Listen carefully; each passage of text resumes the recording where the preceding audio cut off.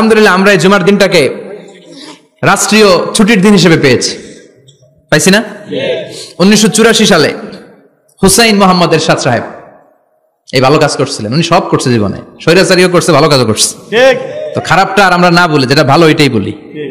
উনার কারণে আজ অবধি এই 84 থেকে আজ বাংলাদেশের রাষ্ট্রীয়ভাবে সাপ্তাহিক ছুটির দিন কোনটা? আলহামদুলিল্লাহ কইবেন না? এই উসিলায় আল্লাহ ওনারে মাফ করুক। পৃথিবীর অনেক দেশে কিন্তু শুক্রবার ছুটির দিন না। আমি বছরের বেশিরভাগ সময় মালয়েশিয়াতে থাকি। মালয়েশিয়ার সাপ্তাহিক ছুটির দিন রবিবার। খ্রিস্টানদের সাথে অনেক বিজনেস তাদের মেনটেন করতে হয়, তো তারা যদি শুক্রবারে ছুটির দিন করে তাহলে সপ্তাহে 2 দিন ব্যবসা বাণিজ্য কাটা পড়ে যায়। নিজেদের কারণে শুক্রবার বন্ধ, যাদের সাথে বিজনেস ওদের কারণে রবিবার বন্ধ।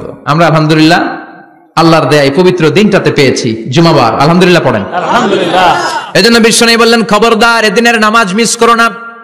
মান তারাকা সালাসা জুমাইন তাহাউনান, গাফলতি করে টানা 3টা জুমা যে ব্যক্তি মিস করলো, তাবা আল্লাহু ফি কলবিহি, রব্বুল আলামিন ওই লোকটার অন্তরের মধ্যে মোহর মেরে দেয়।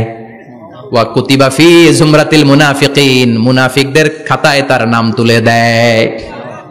3টা জুমা যদি কেউ মিস করে 2টা পানিশমেন্ট। এক হচ্ছে তবা আল্লাহু ফি কলবি, আল্লাহ অন্তরে মোহর মেরে দেয়। ভালো কথা ভাল লাগে না, নামাজ ভাল লাগে না, আজান ভাল লাগে না, ইসলাম ভাল লাগে না, শুধু মौज মাস্তি ভাল লাগে, গান বাজনা ভাল লাগে, এরকম আছে না নাই? জুমার নামাজে যায় না। আরেকটা হলো কুতিবা মিনাল মুনাফিকিন, মুনাফিকদের খাতায় নাম তুলে দেয় আল্লাহ। আসুন আমরা অফিশিয়ালি আল্লাহকে একটা থ্যাঙ্কস দেই, ধন্যবাদ দেই যে আল্লাহ তাআলা আমাদেরকে আজকে এরকম চমৎকার পরিবেশে আসার বসার তৌফিক এনায়েত করলেন। আমরা পড়ে নিচ্ছি কালিমাতুশ শুকর, আলহামদুলিল্লাহ। আলহামদুলিল্লাহ। সবাই পড়েন রব্বানা লাকাল হামদ, রব্বানা লাকাল হামদ, হামদান কাসীরান, হামদান কাসীরান, তাইয়িবান, তাইয়িবান, মুবারাকান ফীহি, মুবারাকান ফীহি, ইয়া রাব্বি, ইয়া রাব্বি, লাকাল হামদু, লাকাল হামদু, কামা ইয়ানবাগি, কামা ইয়ানবাগি, লিজালালি ওয়াজহিকা, লিজালালি ওয়াজহিকা, ওয়া আযীমি সুলতানিকা, ওয়া আযীমি সুলতানিকা, লাকাল হামদু বিল ঈমান, লাকাল হামদু বিল ঈমান, লাকাল হামদু বিল ইসলাম, লাকাল হামদু বিল ইসলাম, লাকাল হামদু বিল কুরআন, লাকাল হামদু বিল কুরআন। আজকের মাহফিলে এসে খুশি না বেজার? খুশি। কম না বেশি? বেশি। সবাই খুশি? খুশি। তাকবীর পড়েন, আল্লাহর একটা ডাক দেন, বলেন ইয়া আল্লাহ, ইয়া আল্লাহ। আর জোরে ডাক দেন, ইয়া আল্লাহ। আমরা বাংলাদেশে মনে করি জুমার দিন শেষে যে রাতটা ওইটা মনে হয় জুমার রাত, আসলে ওইটা শনিবারের রাত। ইয়াউমুস সাবত, ইয়াউমুস সাবত, ইয়াউমুল আহাদ, ইয়াউমুল ইসনাইন, ইয়াউমুল সুলাসা, ইয়াউমুল আরবিআ, ইয়াউমুল খামিস, ইয়াউমুল জুমআহ। এই হচ্ছে 7 দিনের আরবি নাম। তা আজকে হচ্ছে ইয়াউমুল খামিস। এদিনে বিশ্বনবী রোজা রাখতেন, সোমবার বৃহস্পতিবার রোজা রাখবেন। যারা রোজা রাখবে তাদের জন্য ইন দ্য ডে অফ জাজমেন্টে আল্লাহ স্পেশাল একটা গেট বানাবে জান্নাতে ঢোকার জন্য।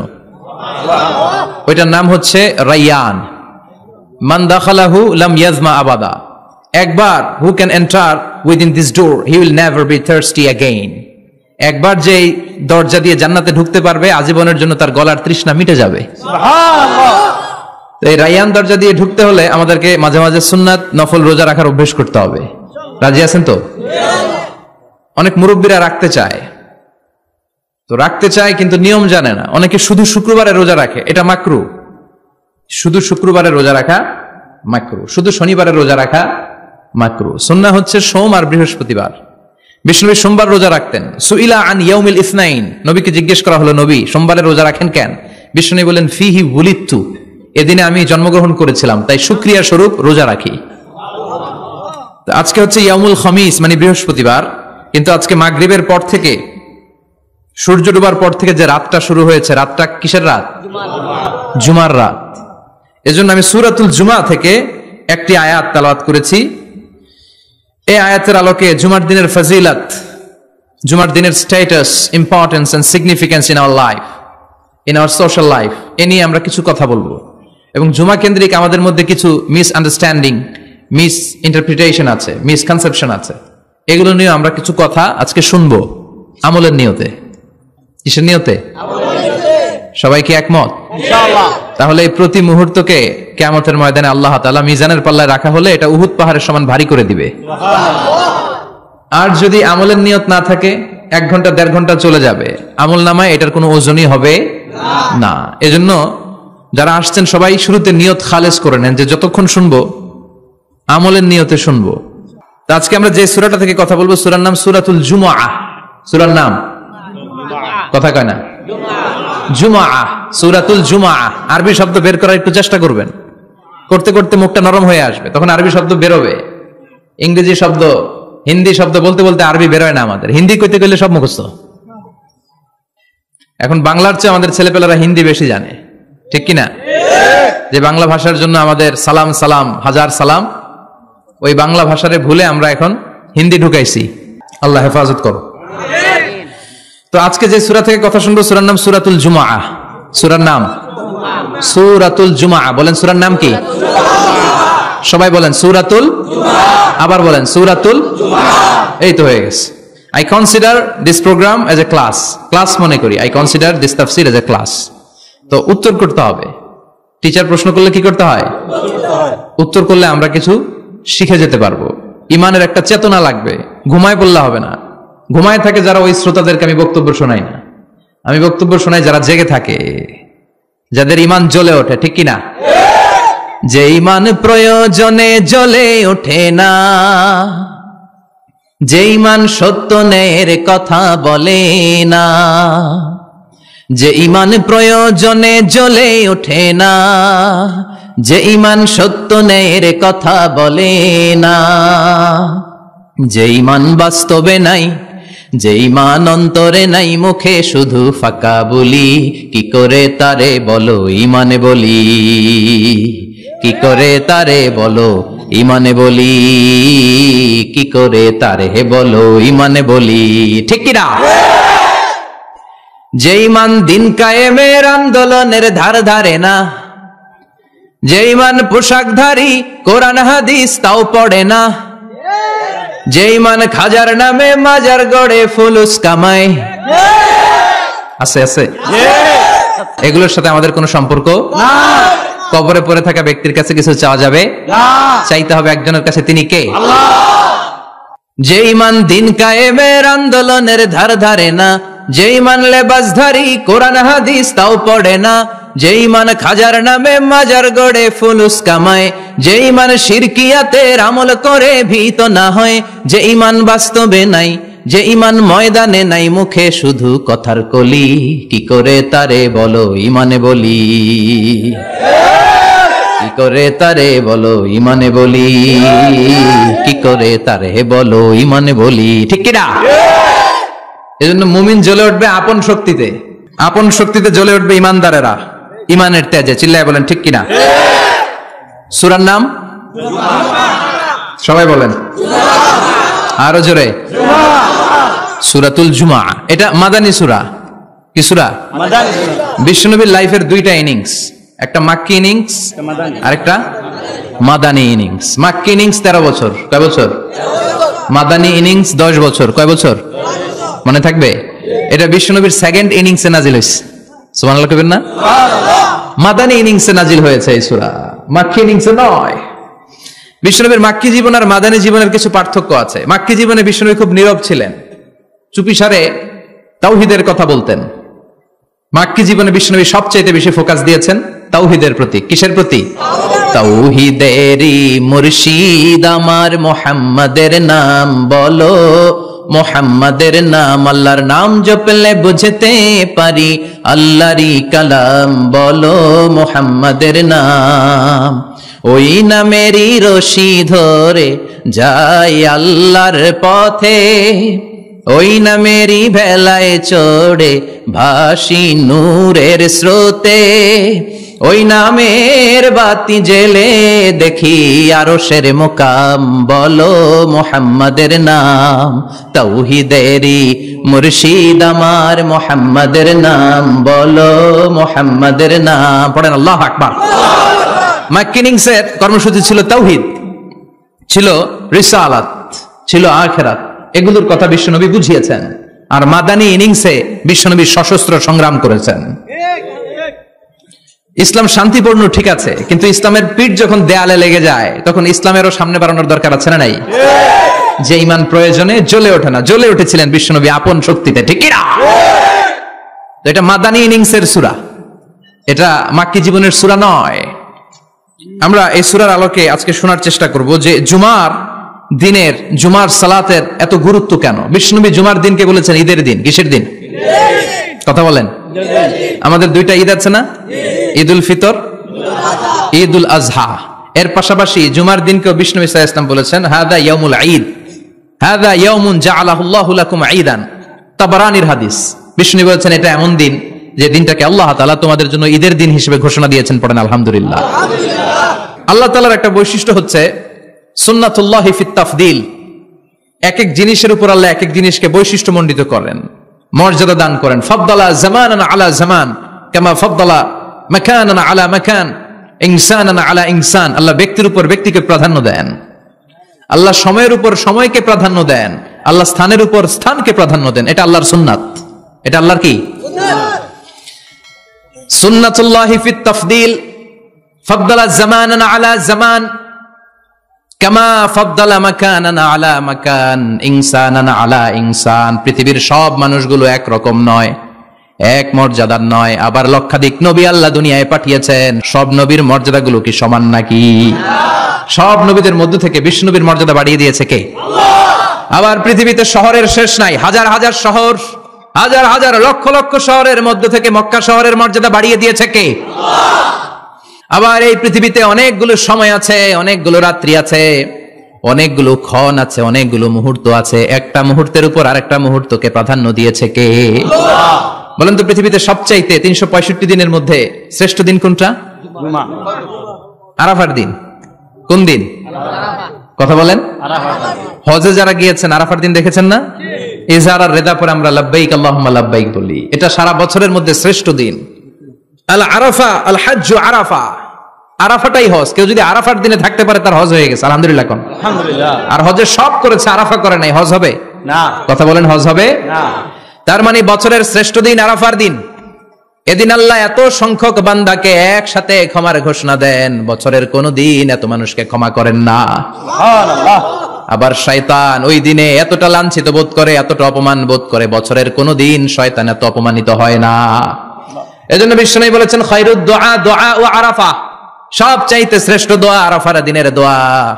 বিশ্বনবী বলেন আরাফার দিনে একটা দোয়া আমি করি, আমার আগে সব নবীরা এই দোয়াটা করতেন। দোয়াটা হলো লা ইলাহা ইল্লাল্লাহ ওয়াহদাহু লা শারীকা লাহ লাহুল মুলকু ওয়া লাহুল হামদু ওয়া হুয়া আলা কুল্লি শাইইন কাদির। সুবহানাল্লাহ পড়েন। সুবহানাল্লাহ। মুখস্থ আছে না দোয়াটা? এটা পড়বেন। বিশ্বনবী আরাফার ময়দানে এই দোয়াটা পড়তেন। তাহলে বুঝা গেল বছরের সব দিন সমান না। সব দিন সমান না। বছরের সবচেয়ে শ্রেষ্ঠ দিন হচ্ছে আরাফার দিন। কোন দিন? এবার বলেন বছরের সবচেয়ে শ্রেষ্ঠতম রাত কোনটা?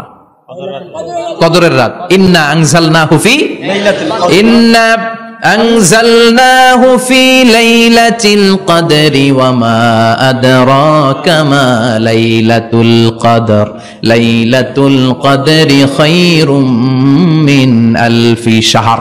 হাজার মাসের চেয়ে সেরা। ওই রাতে ইবাদত করলে, হাজার মাস যাবত ইবাদত করলে যেই সওয়াব, ওই পরিমাণ সওয়াব আমলনামায় তুলে দিবে কে? আল্লাহ। শ্রেষ্ঠ রাত কদরের রাত। এবার বলেন বছরের সবচাইতে শ্রেষ্ঠতম মাস কোনটা? রমজান মাস।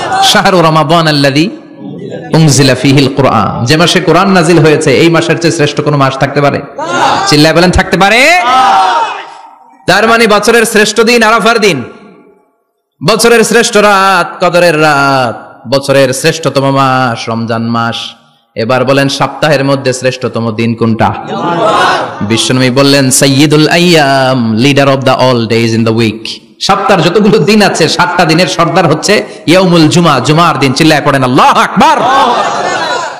তার মানে বছরের শ্রেষ্ঠ দিন আরাফার দিন, বছরের শ্রেষ্ঠ রাত কদরের রাত, শ্রেষ্ঠ মাস রমজান মাস, আর 7 দিনের মধ্যে শ্রেষ্ঠতম দিন হচ্ছে জুমার দিন। কোন দিন? জুমার দিন।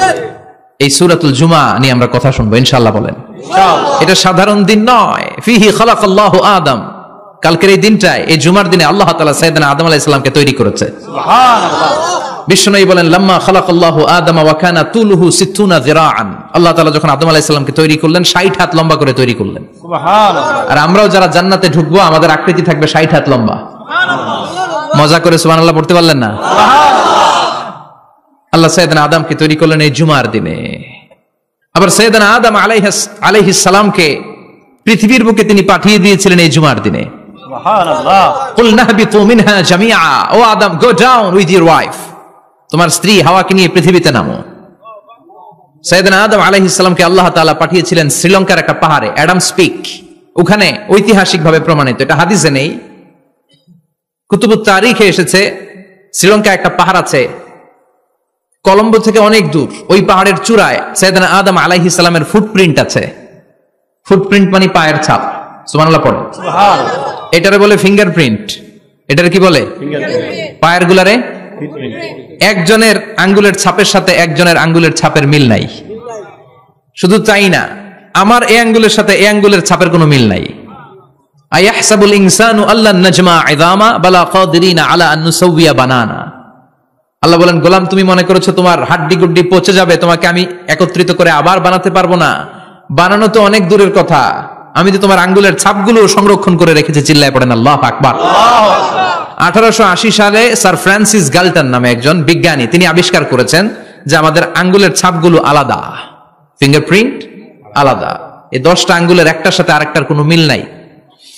এই পৃথিবীতে যদি 600 কোটি মানুষ হয় তাহলে 6000 কোটি আঙ্গুল, একটা আঙ্গুলের সাথে আরেকটা আঙ্গুলের ছাপের মিল আছে? যারা সিগনেচার দিতে পারে না এরা কি দেয়? টিপসই দেয়। সুবহানাল্লাহ। কি ম্যাজিক আল্লাহ আঙ্গুলে রেখে দিয়েছে, একটা আঙ্গুলের ছাপের সাথে আরেকটা আঙ্গুলের ছাপের মিল নাই। এখন এই বায়োমেট্রিক অথেন্টিকেশনের জন্য অনেক জায়গায় দিতে হয়। ইমিগ্রেশন পাস করবেন, গিভ ইউর ফিঙ্গারপ্রিন্ট। ভিসা করবেন, Schengen visa, European visa, provide your fingerprint first. Canadian এম্বাসিতে গিয়েছিলাম, সব আঙ্গুলের আলাদা আলাদা ফিঙ্গারপ্রিন্ট রেখেছে।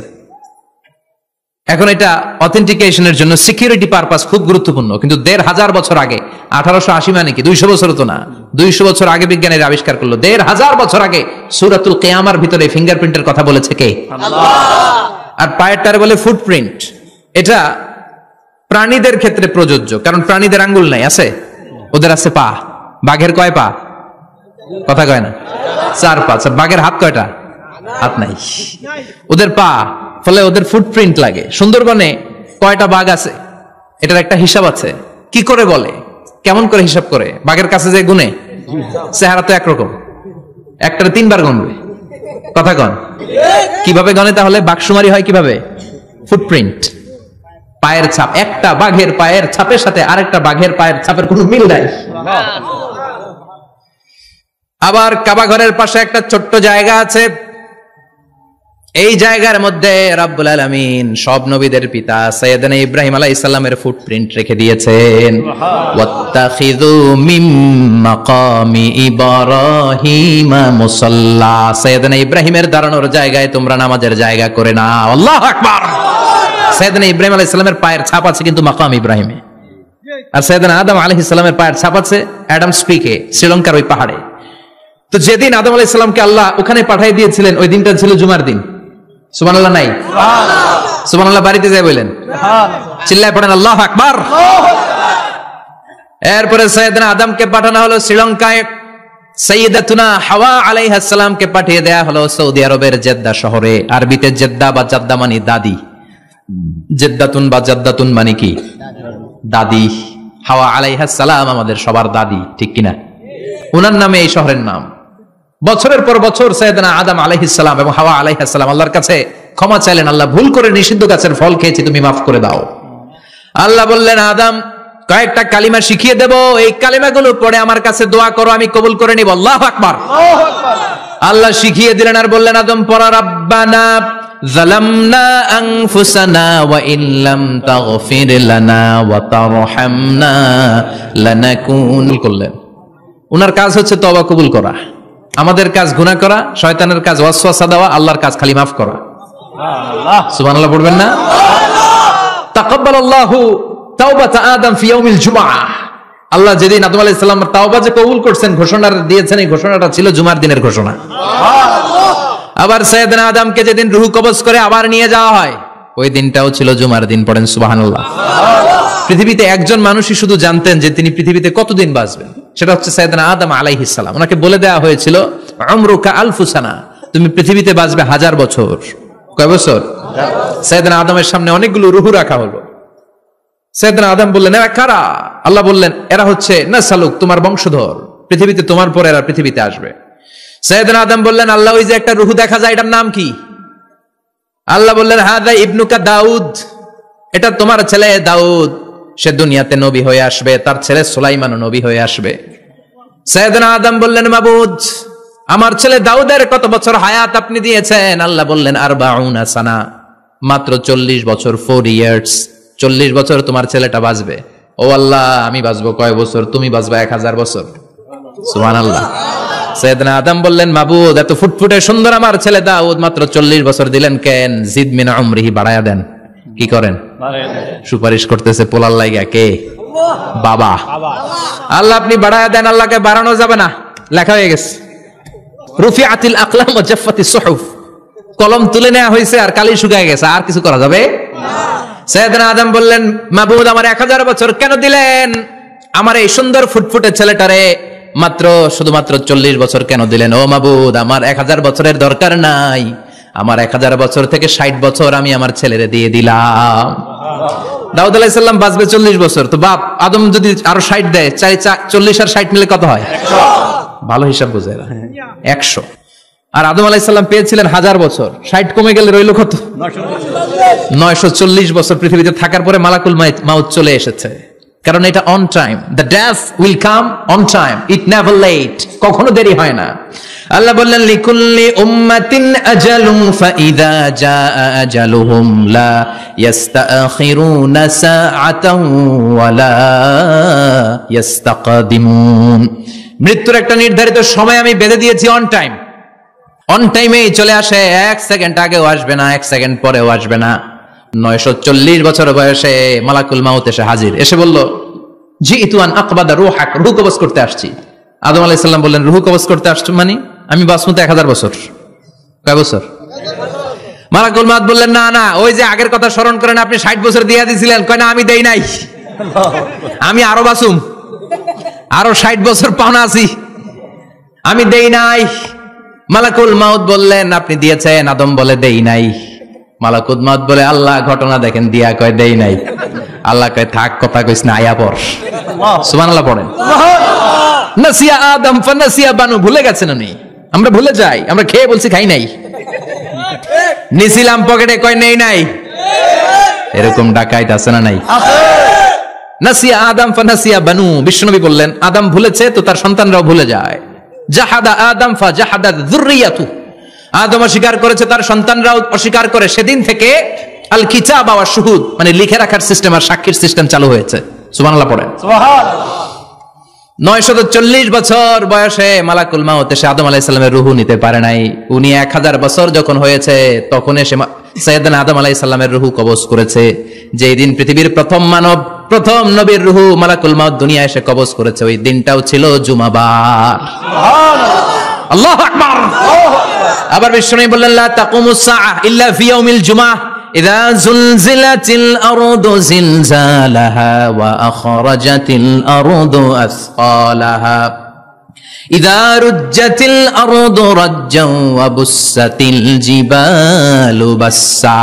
কিয়ামতের দিন পৃথিবীটাকে একটা প্রকম্পন দিয়ে কাঁপিয়ে দিবে কে? আল্লাহ। মারাত্মক একটা ঝাঁকুনি দিবে আল্লাহ, পুরো পৃথিবীটা কেঁপে ভেঙে চুরে খান খান হয়ে যাবে। এই ঝাঁকুনি আর আর্থকোয়েক, ভূমিকম্প এর ঘটনাটা যেদিন ঘটবে ওই দিনটাও হচ্ছে জুমার দিন। চিৎকার করে পড়েন সুবহানাল্লাহ। তার মানে আদম সৃষ্টি হলো জুমার দিনে, দুনিয়ায় নামিয়ে দেওয়া হলো জুমার দিনে, তওবা কবুল করে নেওয়া হলো জুমার দিনে, রূহ কবজ করা হলো জুমার দিনে, আবার কিয়ামত সংগঠিত হবে জুমার দিনে। পড়েন সুবহানাল্লাহ। আবার বিশ্বনবী বললেন, আর রমাদান ইলা রমাদান, এক রমজান থেকে আরেক রমজানের মাঝখানে যত গুনাহ হয় মাফ করে কে? আল্লাহ। তারপরে বিশ্বনবী বললেন, আল উমরাতু ইলাল উমরাহ, কেউ যদি একবার উমরা করে পরে আবার করলে 2 উমরার মাঝখানে গুনাহগুলো মাফ করে দেয় কে? আল্লাহ। আবার বিশ্বনবী বললেন, আল জুমআতু ইলাল জুমআ কাফফারাতুন লিমা বাইনাহুমা, এক জুমার পর থেকে সামনের জুমা আসা পর্যন্ত যে সগীরা গুনাহগুলো হয় সবগুলো সগীরা গুনাহ মাফ করে দেয় কে? রজব শাবানে বরকতে দাও, রমজান মাসে গুনাহ ঝড়াও, সপ্তাহ জুড়ে তুমি বরকতে দাও, জুমার দিনেতে গুনাহ ঝড়াও, রজব শাবানে বরকতে দাও, রমজান মাসে গুনাহ ঝড়াও। ঠিক কি না? তার মানে জুমার দিন গুনাহ মাফের দিন। সারা সপ্তাহে ভুল ত্রুটি অন্যায় যা করলাম জুমার নামাজের বদৌলতে সব গুনাহ মাফ করে দেয় কে? আল্লাহ।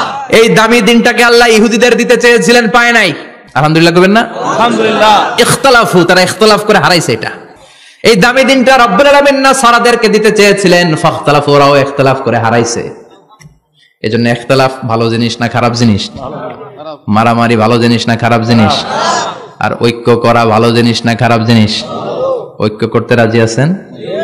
ইহুদিদেরকে আল্লাহ দিতে চাইলেন, ইখতিলাফ করে হারাইছে। নাসারারাও হারাইছে। ফাজা আল্লাহু বিনা ফাহাদানা বিহাদা দ্বীন। রব্বুল আলামিন এই দিনটা আমাদেরকে দিলেন, আমরা ইখতিলাফ করি নাই, বিশ্বনবীর হাতে হাত রেখে ঐক্য করে ঘোষণা দিয়েছি জুমার দিন আমাদের সাপ্তাহিক দিন। সুবহানাল্লাহ। বিশ্বনবী বলেন ফাগাদান লিল ইয়াহুদ, সাপ্তাহিক আনন্দের দিন ইহুদিদের জন্য হচ্ছে শনিবার, ইয়ামুস সাbt, ও বাদা গাদ লিন নাসারা, আর খ্রিস্টানদের জন্য হচ্ছে রবিবার, আর আমাদের জন্য হচ্ছে শুক্রবার। চিল্লায় পড়েন আল্লাহু আকবার। তার মানে জুমার দিন, জুমাবারের মর্যাদা বেশি না কম? চিল্লায় বলেন বেশি না কম? জুমার দিন সকালবেলা ফজরের নামাজের পর থেকে ফেরেশতারা যতগুলো মসজিদে জুমা অনুষ্ঠিত হয়, ওই মসজিদে ঢোকার প্রতিটা দরজার মধ্যে দাঁড়িয়ে থাকে। কারা কারা আগে আগে জুমার নামাজ পড়ার জন্য মসজিদে যায়, প্রত্যেকের নামগুলো একটা জান্নাতের রেজিস্ট্রি খাতার মধ্যে তুলে নেয়। এই নামগুলো স্পেশালি আল্লাহর কাছে পাঠানোর জন্য। সুবহানাল্লাহ কইবেন না? ডানে বায়ে সামনে পেছনে যতগুলো দরজা, প্রতিটা দরজায় ফেরেশতারা বসে থাকে। কে আগে আসলো নাম তুলে দেয়। তুলতে তুলতে তুলতে তুলতে খতিব সাহেব যখন খুতবা দেওয়ার জন্য মিম্বারে যেয়ে বসে যায়, ফেরেশতারা তাদের খাতা বন্ধ করে তারাও খতিব সাহেবের সামনে জুমার খুতবা শোনার জন্য বসে যায়। পড়েন সুবহানাল্লাহ। প্রথম জুমার দিন জুমার মসজিদে যে ঢুকবে, বিশ্বনবী বললেন আল্লাহর রাস্তায় একটা উট কুরবানি দিলে যেই সওয়াব, এই সওয়াব আল্লাহ আমলনামায় দিয়ে দেয়। দ্বিতীয় পর্যায়ে যে ঢুকে, বিশ্বনবী বললেন বাকারা, গরু কুরবানির সওয়াব পায়। 3 নম্বরে যে ঢুকবে, বিশ্বনবী বললেন কাবসা, হাদিসের ভাষায় এসেছে আল কাবাস, কাবাস মানে হলো বকরি, বকরি কুরবানির সওয়াব। 4 নম্বরে যে ঢুকবে তার হচ্ছে দাজাজা, দাজাজা মানে মুরগি। 5 নম্বরে যে ঢুকবে, বিশ্বনবী বললেন বাইদা, নোয়াখালীরা কয় বয়দা, আমরা কই আন্ডা, কুমিল্লায় কই ডিম। আছে না নাই? এক দেশের কত ভাষা, এক দেশের গালি আরেক দেশের বুলি। আমরা বলি ছেলে, কুষ্টিয়ায় বলে পুত্র, আরেক জায়গায় গেলে বলে হুত, আরেক জায়গায় গেলে বলে ফোয়া। আছে না নাই? এক এলাকায় বলে বেটা ছেলে, ছেলেদেরকে বেটা ছেলে, মরদ ফোয়া, মরদ ফোয়া হইতে না, মরদ ফোয়া হদ্দে। আহা, কি ভাষার বৈশিষ্ট্য। তো যেটাতে আমরা বলি ডিম, কথা বলে আন্ডা, কথা বলে বয়দা। তো এই বয়দা আল্লাহর রাস্তায় দান করে দিলে যেই সওয়াব, পঞ্চম ব্যক্তি ওই সওয়াব পাবে। এই 5 জনের পরে আর লেখালেখি নাই, বাকিদেরটা নরমাল এন্ট্রি করে সব ফেরেশতারা খুতবা শোনার জন্য বসে যায়। সুবহানাল্লাহ। তো জুমার দিনে আগে আগে যাবেন তো? সবাই রাজি আছেন? চিৎকার করে পড়েন ইনশাআল্লাহ। আলহামদুলিল্লাহ, আমরা এই জুমার দিনটাকে রাষ্ট্রীয় ছুটির দিন হিসেবে পেয়েছি, পাইছি না? 1984 সালে হুসাইন মোহাম্মদ এরশাদ সাহেব এই ভালো কাজ করছিলেন। উনি সব করছে জীবনে, স্বৈরাচারীও করছে, ভালো কাজও করছে।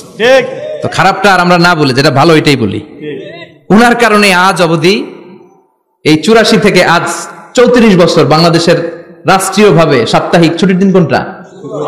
আলহামদুলিল্লাহ কইবেন না? এই উসিলায় আল্লাহ ওনারে মাফ করুক। পৃথিবীর অনেক দেশে কিন্তু শুক্রবার ছুটির দিন না। আমি বছরের বেশিরভাগ সময় মালয়েশিয়াতে থাকি। মালয়েশিয়ার সাপ্তাহিক ছুটির দিন রবিবার।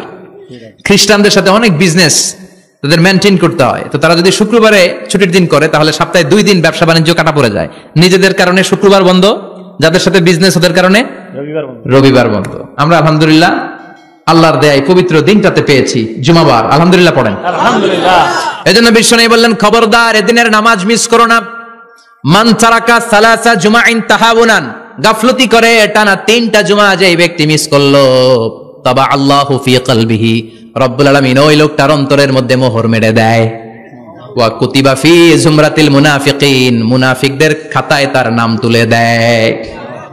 3টা জুমা যদি কেউ মিস করে, 2টা পানিশমেন্ট। এক হচ্ছে তবা আল্লাহু ফি কলবি, আল্লাহ অন্তরে মোহর মেরে দেয়। ভালো কথা ভাল লাগে না, নামাজ ভাল লাগে না, আজান ভাল লাগে না, ইসলাম ভাল লাগে না, শুধু মौज মাস্তি ভাল লাগে, গান বাজনা ভাল লাগে, এরকম আছে না নাই? জুমার নামাজে যায় না। আরেকটা হলো কুতিবা মিনাল মুনাফিকিন, মুনাফিকদের খাতায় নাম তুলে দেয়। আল্লাহ হেফাজত করো। আর জোরে পড়েন আমিন। জুমার দিন আগে আগে মসজিদে আসবেন ইনশাআল্লাহ। সবাই রাজি?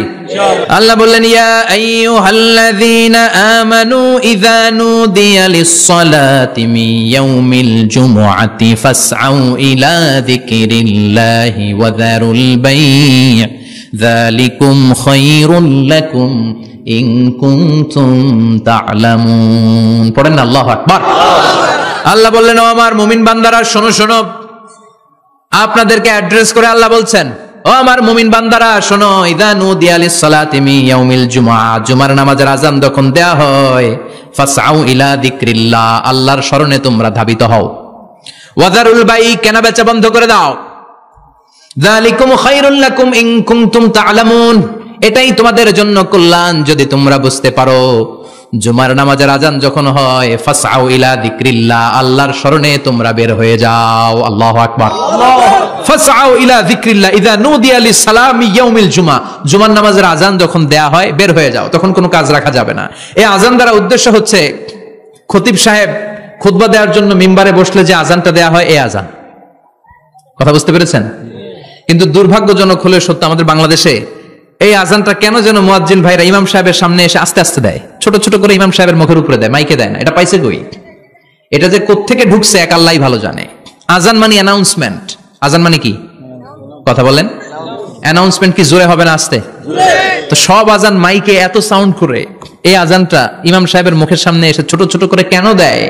এটার কোনো দলিল আছে বলে আমার জানা নাই। এই আযানটা মাইকে হতে হবে। আমি পৃথিবীর যত দেশ ঘুরেছি, অনেক বড় বড় মসজিদে আমি জুমার সালাত করেছি, সব জায়গায় মক্কাতুল মুকাররমা সহ মসজিদে নববী সহ সব জায়গায় খতিব সাহেব জুমার মিম্বারে বসার পরে যে আযানটা দেয়া হয়, এটা অন্যান্য আযানের মতো মাইকে দেয়া হয়।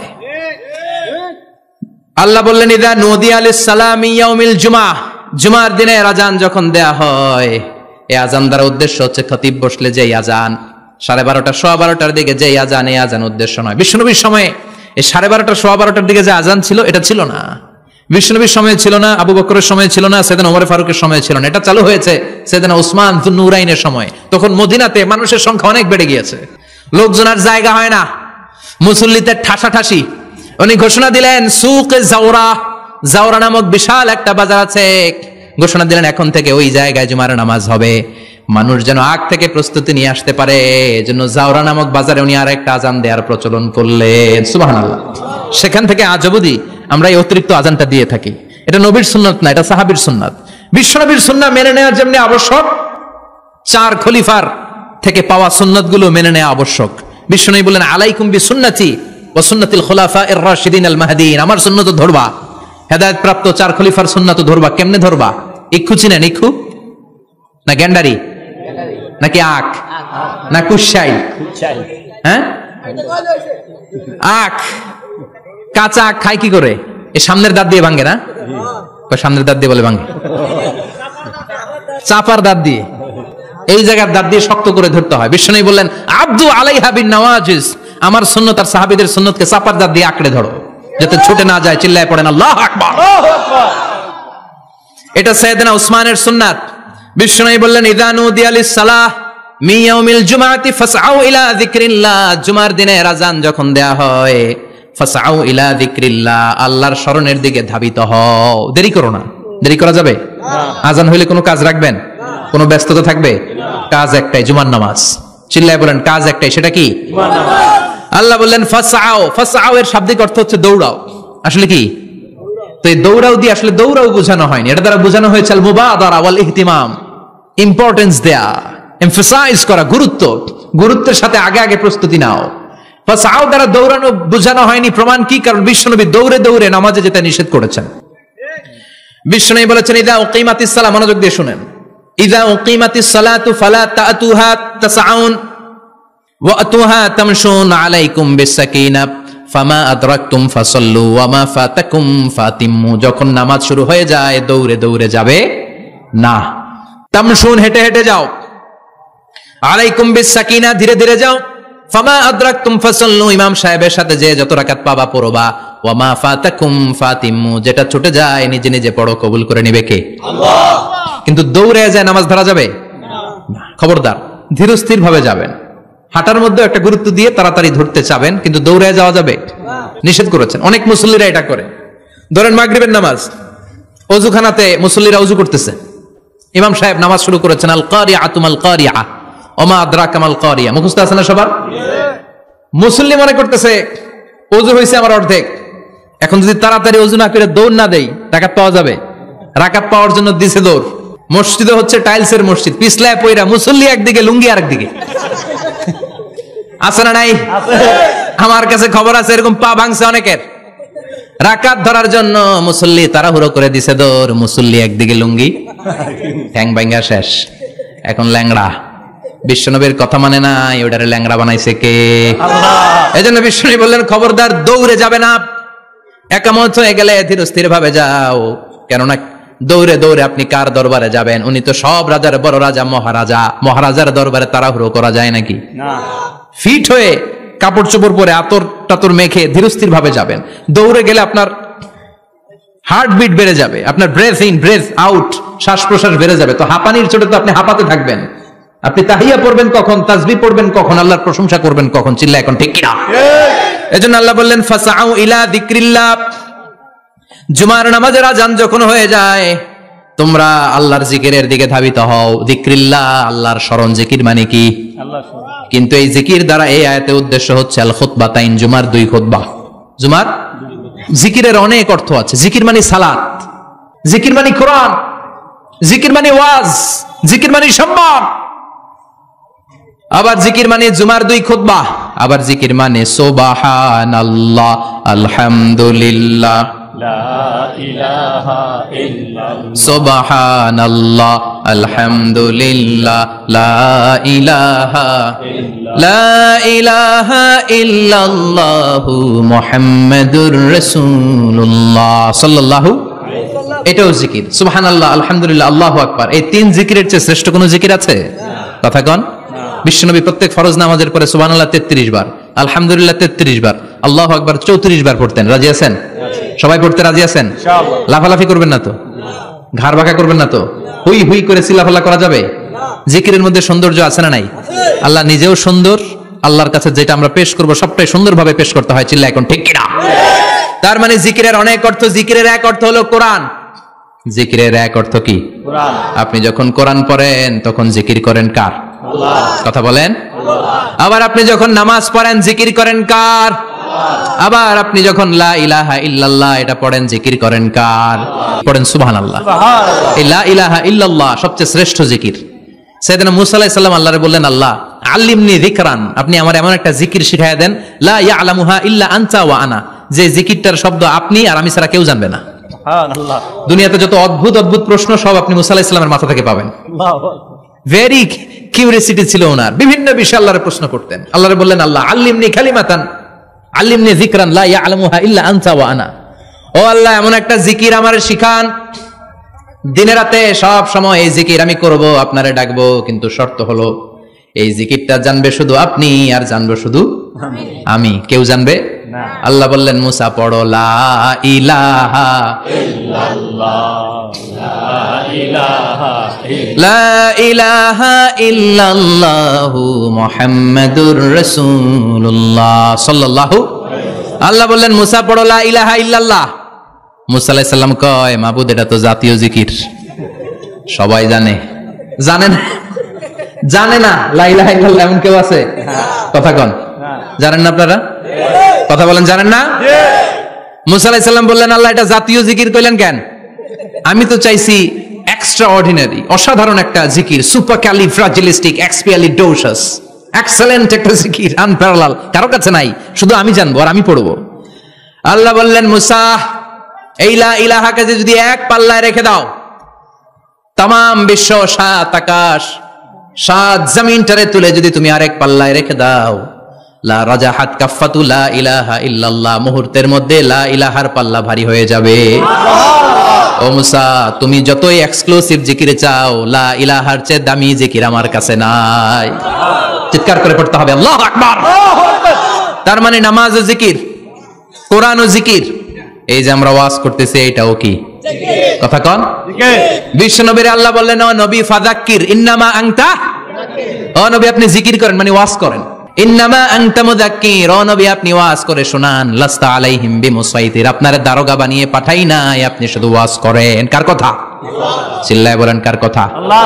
কিন্তু এইখানে জিকির দ্বারা উদ্দেশ্য হচ্ছে জুমার খুতবা। ফাসআউ ইলা যিকরিল্লাহ, আল্লাহর জিকিরের দিকে ধাবিত হও। এই জিকির দ্বারা উদ্দেশ্য হলো জুমার খুতবা। তার মানে জুমার খুতবা যে খতিব সাহেবরা দেন, এখানে মসজিদের খতিব আছেন কারা কারা দেখি একটু হাত তোলেন তো।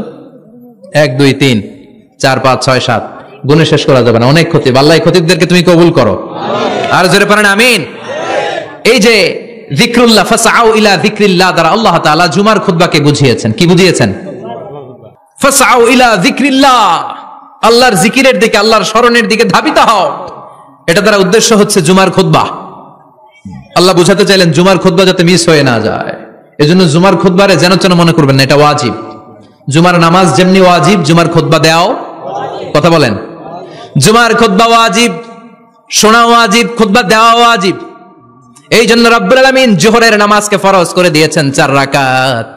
যেহেতু জোহরের নামাজের আগে পরে কোনো খুতবা নাই, জুমার দিন খুতবা আছে, তাই জুমার দিন 4 রাকাত থেকে কমিয়ে তিনি 2 রাকাত করে দিয়েছেন।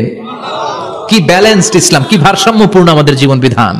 প্রতিদিন জোহরের সময় ফরজ কয় রাকাত, কিন্তু জুমার দিন ফরজ কয় রাকাত, 2 রাকাত কমাইলো কেন? খুতবা, সুবহানাল্লাহ কইবেন না? এজন্য জুমার খুতবাটা খতিব সাহেব যারা আছেন খুবই জরুরি। এটাকে খুব কনস্ট্রাকটিভ মুডে সমাজে তুলে ধরতে হবে, মানুষকে এডুকেট করতে হবে, ইনস্ট্রাক্ট করতে হবে। আপনাদের অনেক দায়িত্ব, you have huge responsibilities in your shoulder. আপনাদের অনেক দায়িত্ব। খতিব যারা, এটা ছোটখাটো কোনো রেসপন্সিবিলিটি নয়, এটা অনেক বড় দায়িত্ব। এজন্য জুমার দিন মানুষকে আপনার শিক্ষিত করতে হবে। এই জুমার খুতবা, জুমার আলোচনার সাথে পৃথিবীর কোনো আলোচনার কোনো মিল নাই, কারণ জুমার আলোচনা সব সময় অন টাইম, একটা নির্ধারিত সময় হয়। পৃথিবীর অন্য কোনো আলোচনা নির্ধারিত সময় হয় নাকি? কথা কন। আমরা বক্তারা নির্ধারিত সময় মাইক পাই, কথা কন। কোনদিন 8টায়, কোনদিন 9টায়, আজকে বসছি কয়টায়? কিন্তু জুমার খুতবার এটা চেঞ্জ হয়। কি বরকতের একটা জলসা! ওই দিন সবাই আসতে হয় মসজিদে। ফুল টাইম নামাজি এরা আসে, পার্ট টাইম নামাজি এরা আসে, বেনামাজি এরাও আসে, আস্তিক এরা আসে, নাস্তিক এরাও আসে, আওয়ামী লীগ আসে, বিএনপি আসে, জাতীয় পার্টি আসে, জামাত ইসলাম আসে, হেফাজতে ইসলাম আসে, তাবলীগের ভাইয়েরা আসে, পীরের মুরিদেরা আসে, সবাই আসে। তাহলে এটা জরুরি দিন না? তাফসির মাহফিলের সাথে জুমার একটা মৌলিক পার্থক্য হচ্ছে, তাফসির মাহফিল আমাদের ধরে রাখতে হয়। কি করতে হয়? ধরে না রাখলে শ্রোতা উঠে যায়। কিন্তু জুমার খুতবা কি ধরে রাখা লাগে? কথা কন। ওঠার সুযোগ আছে, কারণ সামনে কি? জুমার নামাজ। সুবহানাল্লাহ কইবেন না? এটা অনেক জরুরি। এজন্য জুমার খুতবা যারা দেন এরা বিশ্বনবীর দায়িত্ব পালন করেন। আল্লাহু আকবার। বিশ্বনবীর মাদানী ইনিংস কয় বছরের? 10 বছর। বিশ্বনবীর মাদানী ইনিংস শুরু হয়েছে মসজিদে নববী তৈরি করার মধ্য দিয়ে। বিশ্বনবী মসজিদে নববী তৈরি করার পর মসজিদে নববীর খতিব হিসেবে দায়িত্ব নিলেন। সুবহানাল্লাহ। বিশ্বনবী 1টা 2টা 5টা 10টা না, মসজিদে নববীতেই 10 বছরের ইনিংসে 500টারও বেশি জুমার খুতবা দিয়েছেন। সুবহানাল্লাহ। বাড়িতে যায় বলেন কত খুতবা? 500রও বেশি খুতবা দিয়েছে। মদিনার সমাজটা এমনি জান্নাতি সমাজ হয় নাই। মদিনার সোসাইটিটাকে জান্নাতি সমাজ বানানোর জন্য বিশ্বনবীকে 500টা বক্তব্য দিতে হয়েছে। চিল্লায় পড়েন আল্লাহু আকবার। প্রতি সপ্তাহে যে আয়াতগুলো নাজিল হতো বিশ্বনবী এগুলো নিয়ে কথা বলতেন। এই সপ্তাহে যে সমস্ত আয়াতগুলো নাজিল হলো ওই আয়াতগুলো নিয়ে বিশ্বনবী জুমার দিন খুতবার মধ্যে কথা বলতেন। এই সপ্তাহের মধ্যে রাষ্ট্রীয় যত ক্রাইসিস আছে এই সমস্যাগুলো নিয়ে বলতেন। এই সপ্তাহে সমাজের মধ্যে বড় বড় যত ঘটনাগুলো ঘটে গেল এগুলো নিয়ে বিশ্বনবী জুমার দিন কথা বলতেন। সুবহানাল্লাহ। এজন্য খতিব যারা আছেন জুমার আলোচনাটা অনেক কনস্ট্রাকটিভ, ফ্রুটফুল হতে হবে, কোরআনের আলোকে হতে হবে। বিশ্বনবী জুমার খুতবা দিচ্ছেন, হঠাৎ বিশ্বনবী দেখলেন হাসান আর হুসাইন লাল 2টা জামা পরে জুমার মসজিদের মধ্যে ঢুকে একবার কাতারের এইদিকে দৌড় মারে, আরেকবার ওইদিকে দৌড় মারে। ছোট বাচ্চাদের এরকম দৌড়াদৌড়ি আছে না নাই? ছোট বাচ্চাদেরকে মসজিদে ঢুকতে দেন তো না বের করে দেন? বের করে দেয়। সর্বনাশ। বাচ্চাদেরকে মসজিদ থেকে বের করবেন না, কখনোই বের করবেন না। তুরস্কের বিভিন্ন মসজিদে বড় বড় ফেস্টুন দিয়ে লেখা থাকে তারাবির নামাজে, জামাতের নামাজে মুরব্বীরা যখন সামনে নামাজ পড়বে পিছন থেকে যদি ছোট বাচ্চাদের চিল্লাচিল্লি আর কিচিরমিচির শব্দ শুনতে না পাওয়া যায় তাহলে ভবিষ্যৎ প্রজন্ম নিয়ে আপনারা চিন্তিত থাকুন। পিছনে যদি বাচ্চাদের হই হুল্লোড় না থাকে, চিল্লাফাল্লা না থাকে, তার মানে নেক্সট জেনারেশন এগুলো মুসল্লি হবে না, এগুলো হবে ডাকাত। এজন্য এরা বিভিন্ন প্রজেক্ট চালু করেছে। 40 দিন টানা ফজরের নামাজ যে ছোট বাচ্চারা মসজিদে এসে পড়বে ওই প্রজেক্টের আওতা থেকে একটা করে সাইকেল দিয়ে দেওয়া হচ্ছে। সুবহানাল্লাহ কইবেন না? কুয়েতে আরেকটা প্রজেক্ট করছে, ফজরের নামাজে মুসল্লি নাই। কুয়েতের এই প্রজেক্ট হচ্ছে marriage project, second marriage project, দ্বিতীয় বিবাহ প্রকল্প। কি কাজ এই প্রকল্পের? তারা ঘোষণা দিল মসজিদে ফজরের সালাতে মুসল্লি পাওয়া যায় না, তো যারা যারা ফজরের নামাজে মসজিদে আসবে না, টাইমলি আসবে না, তাদেরকে মসজিদের টাকা দিয়ে মসজিদের অর্থায়নে দ্বিতীয় বিবাহের ব্যবস্থা করে দেওয়া হবে। এই ঘোষণা দেওয়ার পর থেকে ওই এলাকার কোন মহিলার তাহাজ্জুদ মিস হয় না। ফজর তো অনেক দূরে, তাহাজ্জুদের সময় থেকে হাজবেন্ডের ডাকা শুরু করে, মসজিদে যাও, তাড়াতাড়ি তাড়াতাড়ি কোথায় যাও, কারণ মসজিদে না গেলে দ্বিতীয় বিয়ে আছে না নাই?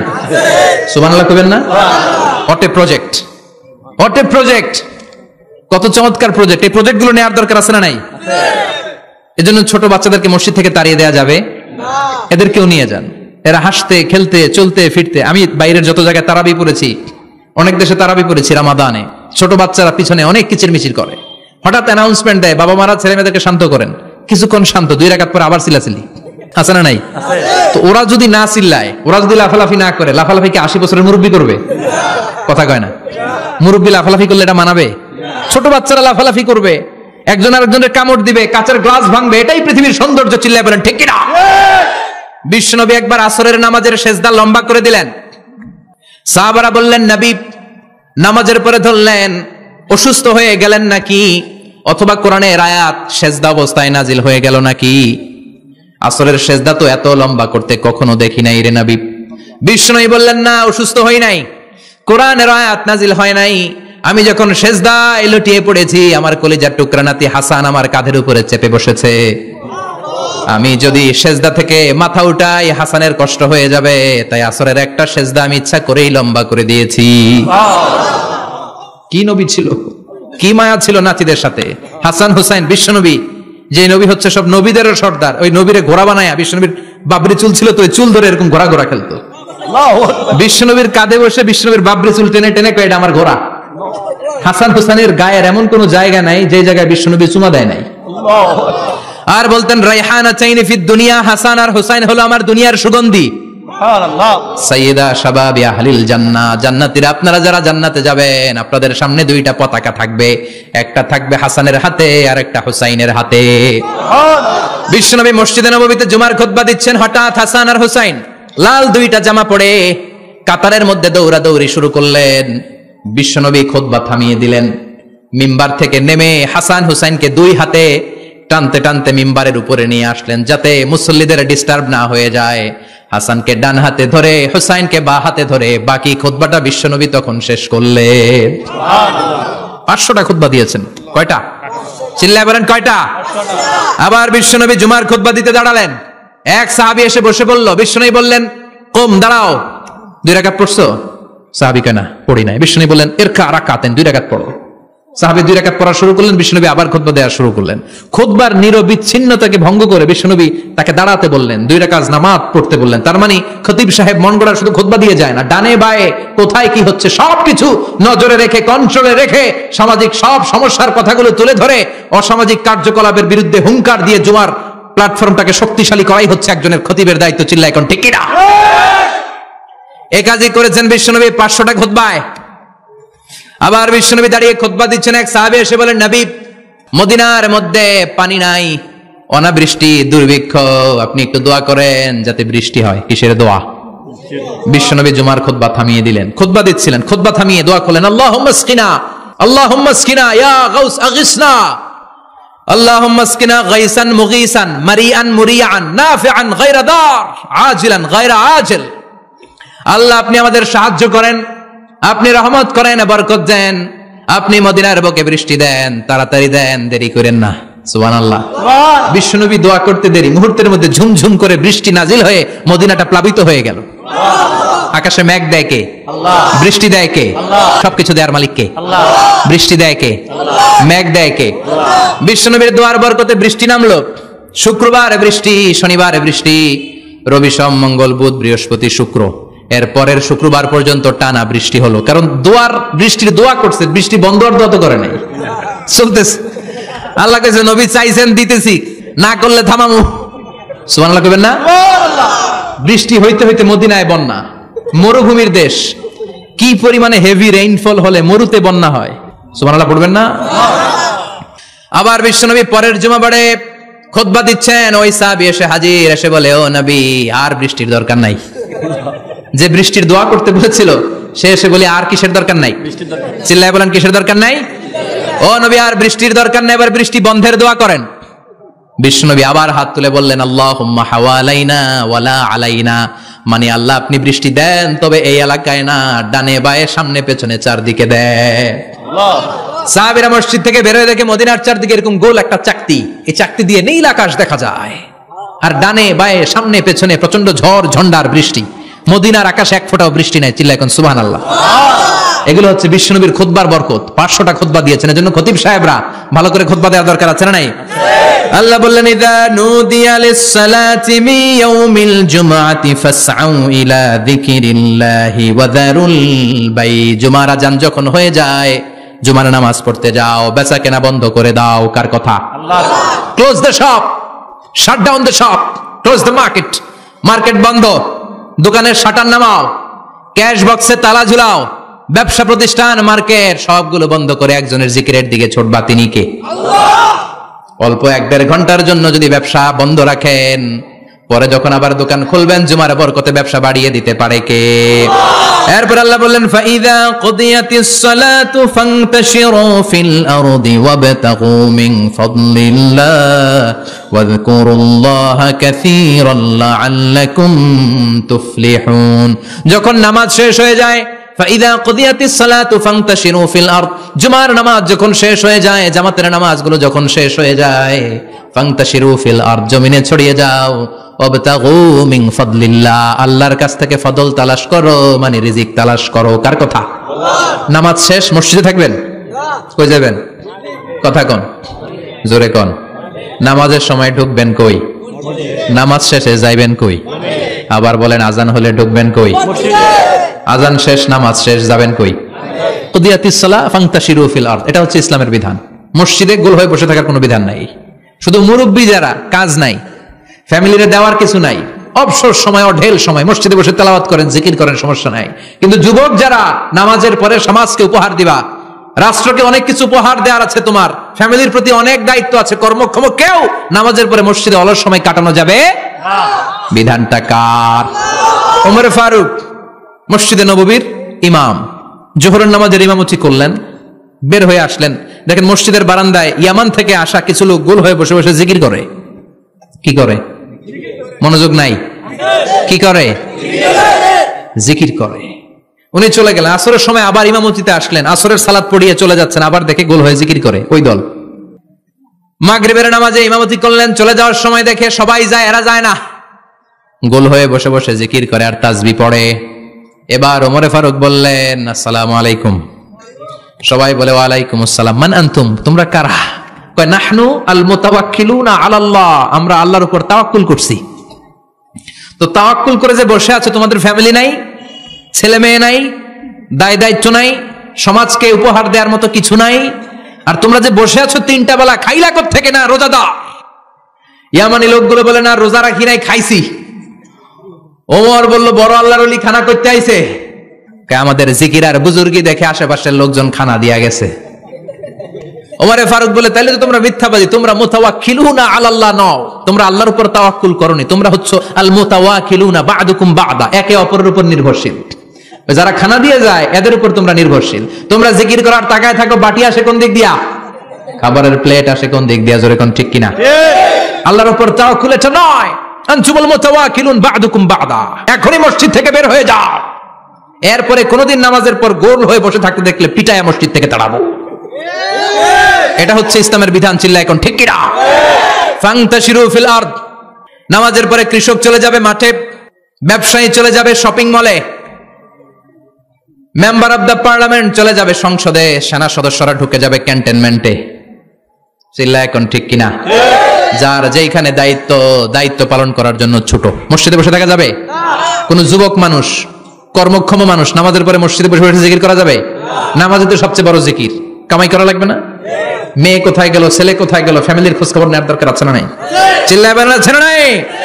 এরপর আল্লাহ বললেন ওয়াইদা রাউ তিজারাতান আও লাহওয়ান ফাদ্দু ইলাইহা ওয়া তারাকুকা কাইমা। ও নবী, সাহাবারা কাফেলার পণ্যের লোভে, কাফেলার পণ্য এসেছে মদিনায় শুনে আপনারে জুমার মিম্বারের মধ্যে দাঁড় করিয়ে রেখে সবাই চলে যায়, এটা ঠিক করে নাই।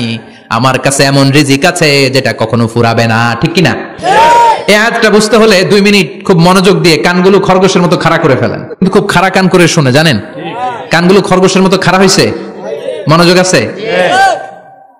বিশ্বনবী সাল্লাল্লাহু আলাইহি ওয়াসাল্লাম মদিনাতে প্রথম যখন জুমার নামাজ পড়াতেন তখন আগে জুমার 2 রাকাত পরে 2টা খুতবা দিতেন, ঈদের নামাজের মতো। ঈদের নামাজে আগে কি 2 রাকাত, পরে খুতবা। জুমার নামাজও ছিল এরকম, আগে 2 রাকাত নামাজ, পরে খুতবা। বিশ্বনবী আগে 2 রাকাত নামাজ পড়িয়ে খুতবা দিচ্ছেন, তখন মদিনায় দুর্ভিক্ষ, খাবার দাবার নাই। 1 মাস আগে দিহিয়াতুল কালবি আল আনসারী নামক এক সাহাবীকে দিয়ে বিশ্বনবী শাম দেশ থেকে কাফেলা পাঠিয়েছেন খাবারের দ্রব্যাদি আনার জন্য, পণ্য আনার জন্য। 1 মাস পরে তারা খাদ্যের পণ্য নিয়ে, মদিনাতে তখন দুর্ভিক্ষ, খাবারের দাম 2 গুণ 3 গুণ, খাবারের পণ্য নিয়ে কাফেলা ফিরে এসেছে জুমার টাইমে। তখন বিশ্বনবী জুমার 2 রাকাত নামাজ পড়িয়ে খুতবা দিচ্ছিলেন। কি করতেছিলেন? আর তখন নিয়ম ছিল, কোন শহরে কাফেলা ঢুকলে তারা তবলা বাজাতো, ঢোল বাজিয়ে দিত, ঢোলের আওয়াজ সবাই শুনে ওইখানে জড়ো হতো। যার যত পণ্য কিনা দরকার পণ্য কিনে নিয়ে চলে যেত। বিশ্বনবী জুমার নামাজের ইমামতি করে 2টা খুতবা যখন দিবেন, মিম্বারের মধ্যে দাঁড়িয়ে বিশ্বনবী মসজিদে নববীতে খুতবা দিচ্ছেন। খুতবার মাঝখানে বিশ্বনবী তবলার আওয়াজ শুনতে পেলেন। কিসের আওয়াজ? বিশ্বনবী সহ সব সাহাবারা বুঝতে পেরেছে 1 মাস আগে দিহিয়াতুল কালবি শাম দেশে যেই কাফেলা পাঠানো হয়েছে, ওই কাফেলা খাবারের পণ্য নিয়ে মদিনার মধ্যে ঢুকেছে। এখন মসজিদে কানাঘুষা। কিছু সাহাবী বলে না না, বিশ্বনবীর খুতবা রেখে যাওয়া যাবে না। অনেকে বলে আমরা না গেলে মুনাফিকেরা সব পণ্য কিনে ফেলবে, আমরা খাবো কি? কেউ কয় বসে থাকি, কেউ কয় লজাই। 2-4 জন ওঠা শুরু, সাথে সাথে ওনাদের পিছনে পিছনে বাকি সাহাবীরা ওঠা শুরু। যেতে যেতে পেছন থেকে 1 কাতার, 2 কাতার, 3 কাতার, পুরো মসজিদে নববী খালি, মাত্র 12 জন সাহাবা ছাড়া। কয়জন? কথা কন। 12 জন। মাত্র 12 জন সাহাবা বিশ্বনবীর সামনে বসে আছেন। 4 খলিফা জাবির ইবনে আব্দুল্লাহ, এরকম 12 জন সাহাবা বসে আছেন। সব সাহাবারা পণ্য কেনার জন্য চলে গেল। সাহাবারা ভাবলো নামাজ আসল, নামাজ তো পড়েই ফেলছি, এখন খুতবা সমস্যা নাই। কিন্তু আল্লাহ এটা সহ্য করলেন না। বিশ্বনবী দাঁড়িয়ে খুতবা দিবে আর সাহাবারা সেই খুতবায় বসে না থেকে কাফেলার পণ্য করণের জন্য দৌড়াবে, এটা সাহাবাদের জন্য শোভনীয় নয়। চিল্লা এখন ঠিক কিনা? এজন্য সাহাবাদেরকে ধমক দিয়ে, আমাদের চোখে আঙ্গুল দিয়ে আল্লাহ আয়াত নাজিল করলেন, ওয়া ইযা রাআউ তিজারাতান লাহওয়ানি আও লাহওয়ানিন ফাদ্দু ইলাইহা ওয়া তারাকুকা কাইমা। ও নবী, আপনার সাহাবারা দুনিয়ার পণ্য সামগ্রী দেখে আপনাকে জুমার মিম্বারের মধ্যে দাঁড়িয়ে রেখে তারা চলে যায়। কুল মা ইনদাল্লাহি খায়রুম মিনাল লাহওয়ি ওয়া মিনাত তিজারা। ও নবী, আপনি বলে দেন আমার কাছে এত বিশাল ধনভাণ্ডার আছে, সবার যত চাহিদা যত কামনা আছে সব যদি দিয়ে দেয় আমার ধনভাণ্ডারের 1 ইঞ্চিও কমবে না। সবচেয়ে বড় রিজিকদাতা কে? আল্লাহ। চিল্লায় বলেন কে? আল্লাহ। কেউ যেটা পারে না পারে কে? আল্লাহ। কেউ যেটা দেয় না দেয় কে? আল্লাহ। জুমার নামাজে আগে আগে যেতে রাজি আছেন? সময় মতো জুমার খুতবা শুনতে রাজি আছেন তো? ইনশাআল্লাহ। খতিব সাহেবরা ঠিকঠাক মতো জুমার খুতবা দিবেন তো? ইনশাআল্লাহ। জুমার দিনের কিছু সুন্নাত আছে, শুনবেন না দোয়া করে ফেলবো? এই সুন্নাত গুলো শুনে আমরা বিদায় নিব। চিল্লায় পড়েন ইনশাআল্লাহ। জুমার দিনের প্রথম সুন্নত হচ্ছে জুমার দিনের ফজরের নামাজটা জামাতে পড়া। সবাই কয় খাইছে, হুজুরে ধরছে জায়গা মতো, আসল জায়গায়। ফজরের নামাজে ভেজাল আছে না নাই? জুমার নামাজের প্রথম সুন্নত হচ্ছে ফজরের নামাজটা কি পড়া? জামাতে। আফদালুস সালাওয়াত ইনদাল্লাহি সালাতুল ফাজরি ফি ইয়াউমিল জুমআতি ফি জামাআহ। বিশ্বনবী বললেন জুমার নামাজের 15টা সুন্নত মুখস্থ রাখতে হবে। 1 নাম্বার সুন্নত ফজরের সালাত জামাতে পড়তে হবে। 2 নামাজ মুনাফিকদের কাছে সবচেয়ে কঠিন, একটা হচ্ছে ফজরের নামাজ আর একটা এশার নামাজ। এক আলেমকে জিজ্ঞেস করা হলো ফজরের বাতাসটা এত ঠান্ডা আর স্নিগ্ধ কেন? আলেম উত্তর দিয়েছিল, কারণ ফজরের বাতাসে মুনাফিকদের নাকের দুর্গন্ধ মিশে না। ফজরের বাতাসটা স্নিগ্ধ, ফজরের সময় আল্লাহওয়ালাদের আনাগোনা, মুসল্লিদের আনাগোনা, ইসলামের পক্ষের শক্তির আনাগোনা। চিল্লায় বলেন ঠিক কিনা? মসজিদে নববীতে জুমার নামাজের দৃশ্য আর ফজরের নামাজের দৃশ্য ছিল এক। বাংলাদেশে ফজরের নামাজের দৃশ্য আর জুমার নামাজের দৃশ্য এক নাকি? ফজরের নামাজের সময় মুসল্লি নাই, 1 কাতারও হয় না। আর জুমার নামাজে পাক্কা মুসল্লি দেরি করে গেলে বারান্দায়ও জায়গা পায় না। কথা কন। তাহলে ফজরের নামাজটা আমরা জামাতে পড়বো ইনশাআল্লাহ। ইনশাআল্লাহ। এত আসতে ইনশাআল্লাহ, আরো জোরে পড়েন ইনশাআল্লাহ। মনে থাকবে? ইমাম সাহেব কে মসজিদের? ইমাম কই? হাফেজ সাহেব কই? কালকে দেখবেন যে কি অবস্থা হয় ফজরের সময়। জুমার নামাজের মতো ভিড় হবে, আসা যাবে না। কথা কয় না? 2 নাম্বার সুন্নাহ হচ্ছে আসওয়াক, মিসওয়াক করা। মাতফারাতুন লিল ফাম, মারদাতান লির-রাব, মেসওয়াক করলে দাঁত পরিষ্কার থাকে, আল্লাহ খুশি হয়ে যায়। বিশ্বনবী বলেছেন যদি আমার উম্মতের জন্য কষ্ট না হতো প্রত্যেক নামাজের আগে মেসওয়াক করা আমি ফরজ করে দিতাম। সুবহানাল্লাহ। মেসওয়াক ছিল বিশ্বনবীর জীবনের শেষ আমল। এই মেসওয়াক করে বিশ্বনবী শেষ নিঃশ্বাস ত্যাগ করেছেন। আপনার নবী আমার নবী ওনার জীবনের সর্বশেষ আমল ছিল কি? মেসওয়াক। সুবহানাল্লাহ কইবেন না? বিশ্বনবী জাইতুনের ডাল দিয়ে মেসওয়াক করতেন। বিশ্বনবী বলতেন নি'মা সিওয়াকিয়া জাইতুন ফাইন্নাহু সিওয়াকি ওয়া সিওয়াকুল আম্বিয়া মিন ক্বাবলি। জাইতুনের ডালের মেসওয়াক কতই না ভালো, কারণ এটা দিয়ে আমিও মেসওয়াক করি, আমার আগে সব নবীরাই জাইতুনের ডাল দিয়ে মেসওয়াক করেছে। সুবহানাল্লাহ। 3 নাম্বার হচ্ছে দুহুন, তেল মালিশ করবেন। বিশ্বনবী জাইতুনের তেল দাড়িতে, চুলে আর গায়ে দিতেন। বিশ্বনবী বলতেন ওয়াদাহিনু ফাইন্না ফিত তাদহিনে বারাকাত, তেল খাও, তেল দাও, তেল মালিশ করো, তেলের ভেতরে আল্লাহ বরকত ঢুকাইয়া দিছে। তেল দিবেন তো? 4 নম্বরে আত্তিব, জুমার দিনে সুগন্ধি লাগিয়ে যাওয়া সুন্নাত। লাগাবেন? লাগাতে রাজি আছেন? বিশ্বনবী বলতেন এই দুনিয়ার 3টা জিনিস আমার কাছে সবচাইতে প্রিয়, হুব্বিবা ইলাইয়া মিন দুনিয়াকুম সালাস। এক হচ্ছে আন-নিসা, নারীদেরকে আমি পছন্দ করি। 2 হচ্ছে আত্তিব, সুগন্ধি লাগাতে আমি পছন্দ করি। বিশ্বনবীর কেউ সুগন্ধি হাদিয়া দিয়েছে, বিশ্বনবী নেয় নাই, এরকম কোন ঘটনা ঘটে নাই। আল্লাহু আকবার। 3 নম্বরে কুররাতু আইনি ফিস সালাহ, নামাজের মধ্যে যখন আমি দাঁড়িয়ে যাই আমার চক্ষুটারে ঠান্ডা করে দেয় কে? আবার বিশ্বনবী বলতেন আরবাউন মিন সুনানিল মুরসালিন, 4টা সুন্নাত সব নবীদের সুন্নাত। 1 নম্বরে আল হায়া মানে লজ্জা, আরেক বর্ণনা এসেছে আল খিতান মানে সুন্নাতে খাতনা, এটা সব নবীদের ছিল। আর সিওয়াক, সব নবীরা মেসওয়াক করেছেন। আত্তিব, সব নবীরা আতর লাগিয়েছেন। আর নিকাহ, সব নবীরা বিয়েও করেছেন। চিল্লায় পড়েন আল্লাহু আকবার। 5 নম্বর সুন্নাহ হলো আল লিবাস আহসানাস সিয়াব, সুন্দর জামা পরা। নট নেসেসারি যে নতুন জামা হতে হবে, পুরাতন জামাও ধুয়ে আয়রন করে পরলে একটা সৌন্দর্য আছে না নাই? ইন্নাল্লাহা জামিল ওয়া ইউহিব্বুল জামাল, আল্লাহ নিজে সুন্দর, সৌন্দর্যকে আল্লাহ পছন্দ করেন। পৃথিবীতে সবচেয়ে সুন্দর কে? ইন্নাল্লাহা ইউহিব্বু আইয়ারা আসারা নি'মাতিহি আলা আবদিহি, আল্লাহ তার বান্দার উপর তার নেয়ামতের ছিটেফোঁটা দেখতে চান। আপনি যদি ধনী হন দামি জামা পরবেন, সুন্দর জামা পরবেন। অনেকে আছে অনেক ধনী কিপটুসের মতো সিরা জামা পরে, আছে না নাই? আপনি ধনী মানুষ, আপনি সিরা জামা পরছেন কেন? আপনার যে সম্পদ আছে এটার বহিঃপ্রকাশ আল্লাহ দেখতে পছন্দ করে। আপনাকে যে আল্লাহ কি নাজ নেয়ামত দিয়েছে, অহংকার ছাড়া স্বাভাবিক বহিঃপ্রকাশটা আল্লাহ দেখতে পছন্দ করে। কোন সুবহানাল্লাহ।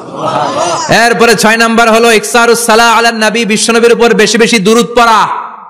বিশ্বনবী বলতেন জুমার দিন শ্রেষ্ঠ দিন, এই দিন আমার উপর বেশি বেশি দুরূদ পড়ো। ফাইন্না সালাতাকুম মা'রুদাতুন আলাইয়া, কেননা তোমরা যে আমার উপর দুরূদ পড়ো, আমি মরে যাওয়ার পরে এই দুরূদগুলো কে পাঠিয়েছে তার নাম, তার বাবার নাম সহ ফেরেশতারা আমার কবরে দিয়ে আসে। সুবহানাল্লাহ। সাহাবারা বললেন ইয়া রাসূলুল্লাহ কাইফা সালাতুনা মা'রুদাতুন আলাইক, আপনি মরে যাওয়ার পরে আমাদের দুরূদ কেমন করে আপনি দেখবেন? ওয়াকাদ আরিমতা, আপনি তো পচে গলে মাটির সাথে মিশে যাবেন।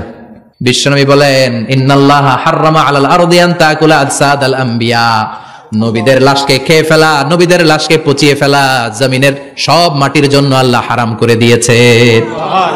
নবীদের লাশ পচে না, নবীদের লাশ গলে না।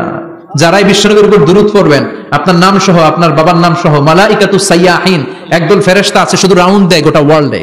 কারা বিশ্বনবীর উপর দুরূদ পড়েছে, এই দুরূদ নিয়ে, এই নাম নিয়ে বিশ্বনবীর কবরে তারা পৌঁছে দেয়। চিল্লায় পড়েন আল্লাহু আকবার।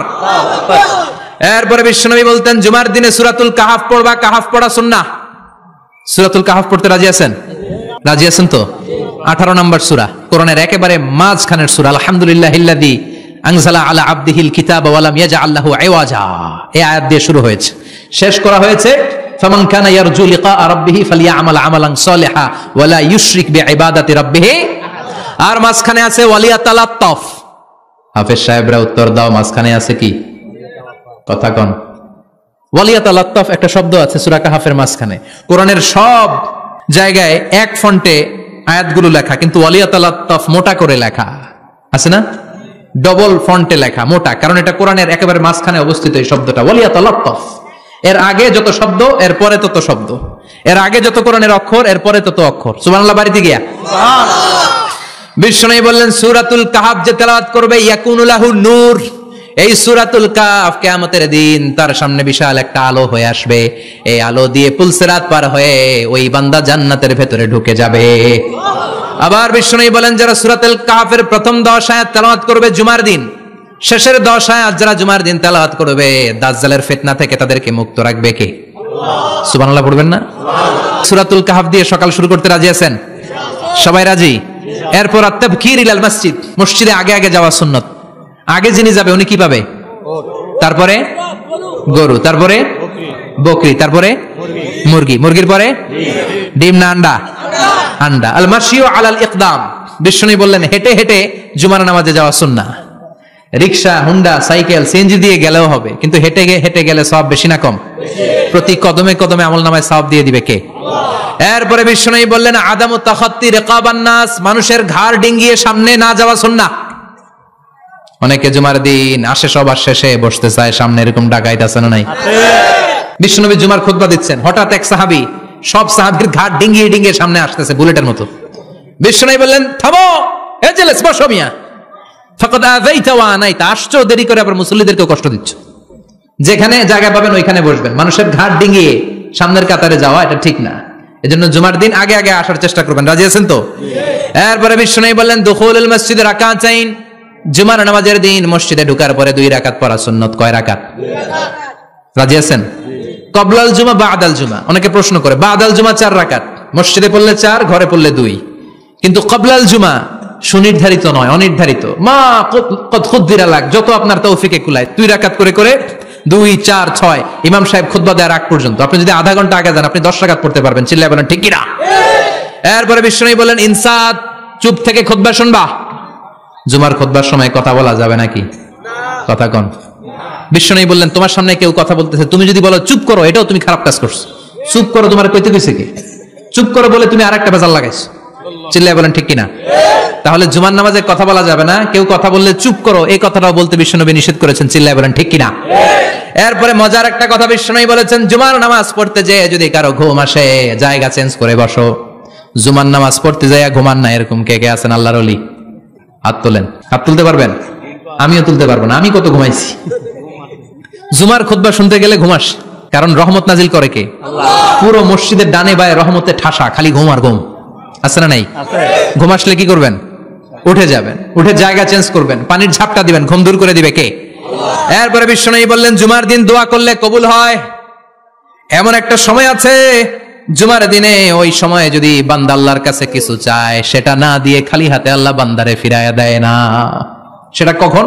অনেক ইখতিলাফ আছে, বেশিরভাগ মুহাদ্দিসিন বলেছেন জুমার দিন আসরের নামাজের পর থেকে মাগরিবের আগ পর্যন্ত, বিশেষ করে মাগরিবের আগের আধা ঘন্টা, এই সময় আল্লাহর কাছে বান্দা যদি কিছু চায় এই দোয়া আল্লাহ ফিরিয়ে দেয় না। এই 15টা সুন্নাত আমল করা যাবে তো?